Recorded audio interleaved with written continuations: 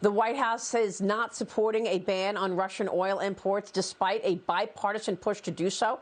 Even now, in the second week of this invasion, even House Speaker Nancy Pelosi said she wants to stop buying oil from Moscow, while Senator Joe Manchin is calling on the administration to reconsider their position. Watch this. We have to rethink. I would hope the administration would. We're going to be talking to them in I think, very civil tone that basically this is a time for America to stand tall. You know, they depend on us. The world depends on us. Energy has been weaponized. We have the ability to basically counter that weapon. We really do. Joining me right now is South Carolina Congresswoman Nancy Mace. She is a member of the Transportation and Infrastructure Oversight and Veterans Affairs Committees. Congresswoman, thanks very much for being here. Will the administration change its stance on this climate change agenda and stop paying Russia for this war? I mean, we're paying Russia for oil even as Putin is escalating this. 600,000 barrels of oil a day we import from Russia, and every single one of those barrels today is stained with Ukrainian blood. I felt encouraged earlier this week when I saw the administration was looking at it, and then discouraged, of course, this morning when I read reports that they were not interested in that.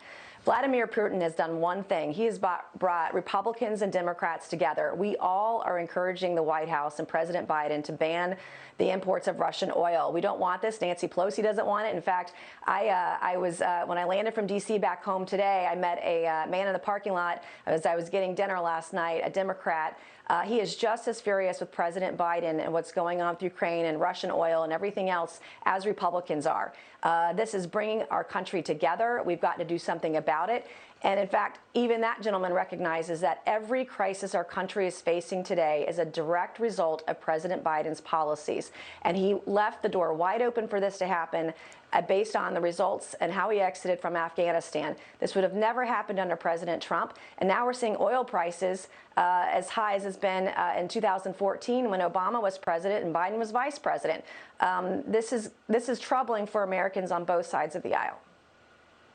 And American families are paying the price at the gas pump. The national average per regular gallon of gasoline is up 27 cents a gallon compared to just 1 week ago.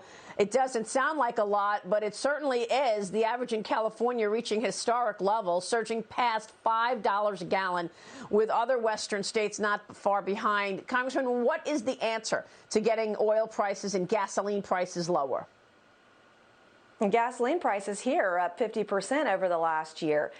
We were, under President Trump, net exporters of oil and gas. And under President Biden's leadership today, within his first 2 years of presidency, we're going to be net importers of oil and gas. And so we're working in the wrong direction here. We've got to increase our oil production here in the U.S., and that would mean opening up the pipeline, like Keystone Pipeline, for example. But we have the resources here. And in fact, in the state of New York alone, there is enough natural gas to fuel Europe for 150 years. We don't need and we don't want Russian oil or gas here in the United States. Yeah, well, I mean, it's just extraordinary. James Freeman is with me this morning. James, jump in. Yeah, thanks. Congresswoman, you mentioned pipelines and the Biden administration hostility to them. I wonder, is this part of the reason they don't want to ban Russian oil? Because it would kind of shine a spotlight on all the regulatory impediments that are the reason we want Russian oil, because it only can go to certain refineries in the U.S. We don't have the pipeline capacity as we should to move different types of petroleum products around. We have the Jones Act, which makes it difficult to move over water. And then, of course, it's incredibly hard to get new refineries permitted. So I'm just wondering, is part of the White House reluctance to say no to Russian oil is that they don't want people to look at all the issues that come with it?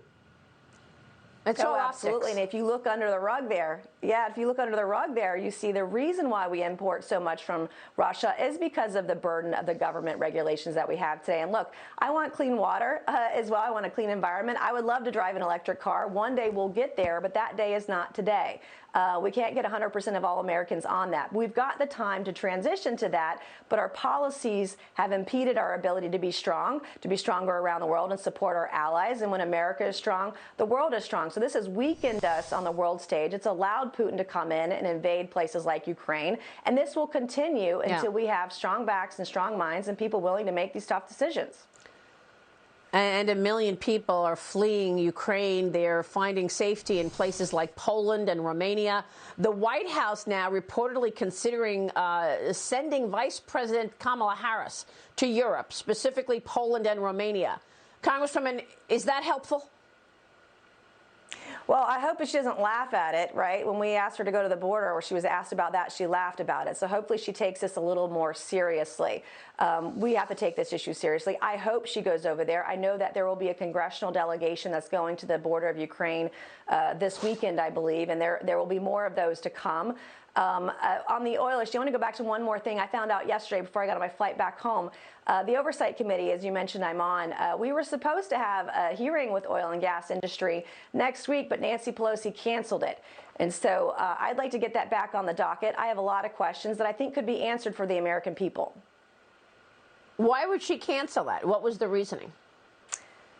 Well, I mean, we could imagine the reasoning. It would bring up Ukraine and the issues and the subject of oil and gas and imports from Russia. I know all of my questions would be, how do we increase production here in the U.S. domestically to our allies in Europe? And I'm sure they do not want those questions answered.